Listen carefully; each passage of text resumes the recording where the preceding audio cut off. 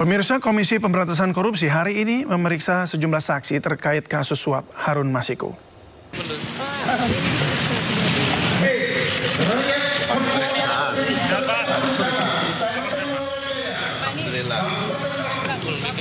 Saksi yang diperiksa hari ini diantaranya mantan Ketua Komisi Pemilihan Umum Arief Budiman serta kader PDI Perjuangan Saiful Bahri. Keduanya diperiksa sebagai saksi untuk kasus suap penetapan anggota DPR RI 2019-2024 untuk tersangka Harun Masiku, Sekjen PDIP Hasto Kristianto dan kader PDIP Doni Tri Istiqomah. Selain itu, KPK juga memeriksa PLT Dirjen Imigrasi Safar Godam sebagai upaya untuk mendalami perlintasan Harun Masiku. Safar Godam juga memastikan pemanggilan kali ini tidak ada kaitannya dengan kasus Sekjen PDIP Hasto Kristianto. Apa yang dibawa mungkin pelintasan gampang nanti aja ya. Jadi untuk saksi Pak Hasto ya Pak ya? Bukan. Untuk Pak Harun Masiku. Untuk keterangan sebagai saksi terkait dengan perlintasan Harun Masiku. Penelusuran kasus buron KPK Harun Masiku memasuki babak baru dalam kasus suap mantan Komisioner KPU Wahyu Setiawan. Setelah 5 tahun tidak ada perkembangan, penyidik KPK membuat gebrakan dengan menetapkan Sekjen PDI Perjuangan Hasto Kristianto sebagai tersangka.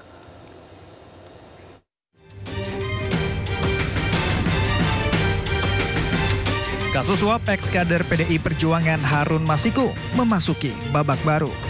Sehari menjelang Natal, Selasa 24 Desember 2024, KPK resmi mengumumkan penetapan Sekjen PDIP Hasto Kristianto sebagai tersangka kasus suap pergantian antar waktu Harun Masiku. Ketua Komisi Pemberantasan Korupsi Setio Budianto dalam konferensi pers menyebut, Hasto secara aktif melakukan upaya menggagalkan Rizky Aprilia sebagai caleg DPR RI terpilih tahun 2019 menggantikan Nazarudin Kemas yang meninggal dengan suara 44.402. HK bahkan disebut membuat rencana agar posisi Nazarudin bisa digantikan Harun Masiku yang hanya memperoleh 5.878 suara. Termasuk melakukan penyuapan pada Wahyu Setiawan yang saat itu berstatus komisioner KPU. Usai melakukan penyidikan, KPK pun resmi mengumumkan Hasto terlibat kasus tindak pidana korupsi, yakni memberi hadiah atau janji kepada pegawai negeri atau penyelenggara negara, yaitu Wahyu Setiawan, anggota KPU periode 2017-2022. Hasto juga diduga sebagai otak di balik buronnya Harun Masiku.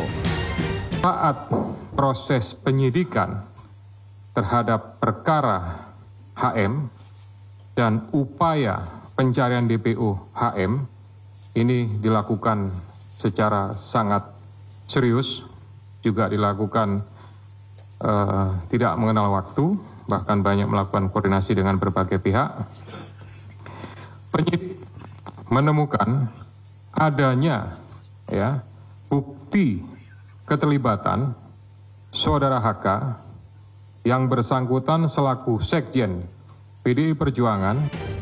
Usai ditetapkan tersangka oleh KPK, Sekjen PDI Perjuangan Hasto Kristianto akhirnya muncul ke publik dan menyampaikan sikapnya. Atas penetapan tersangka, Hasto mengaku tetap menghormati keputusan dari Komisi Pemberantasan Korupsi.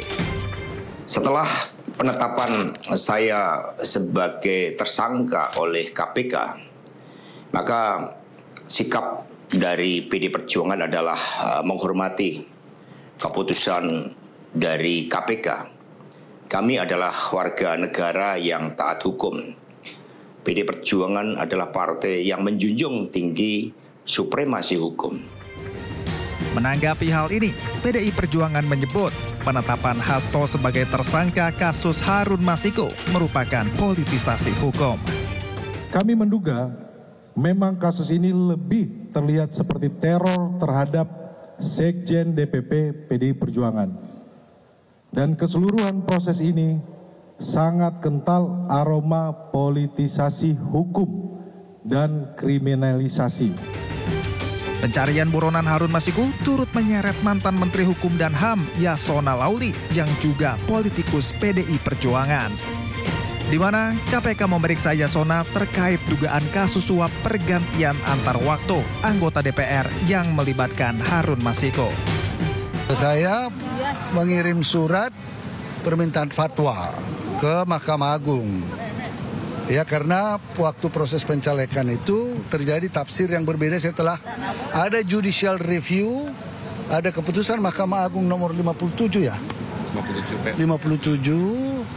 Kemudian DPP mengirim surat tentang penetapan caleg, ya. Kemudian KPU tidak menanggapi berbeda. Kemudian kita minta fatwa kepada Mahkamah Agung. KPK telah meminta imigrasi mencegah Hasto Kristianto dan ex-Menkumham Yasona Laili terkait penyidikan dugaan kasus suap pergantian antar waktu yang melibatkan Harun Masiku. Tindakan larangan bepergian ke luar negeri tersebut dilakukan oleh penyidik karena keberadaan yang bersangkutan di wilayah Indonesia dibutuhkan dalam rangka proses penyidikan dugaan tindak pidana korupsi sebagaimana tersebut di atas. Keputusan ini berlaku untuk 6 bulan ke depan.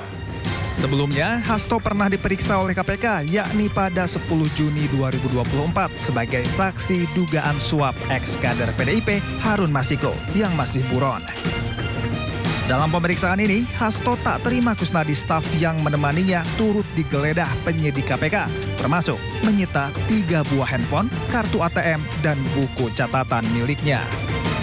Hasto dijerat pasal 5 ayat 1 Undang-Undang Nomor 31 Tahun 1999 dan pasal 12 Undang-Undang Nomor 13 Tahun 2019 tentang tindak pidana korupsi dan pasal 5 tentang perintangan penyidikan.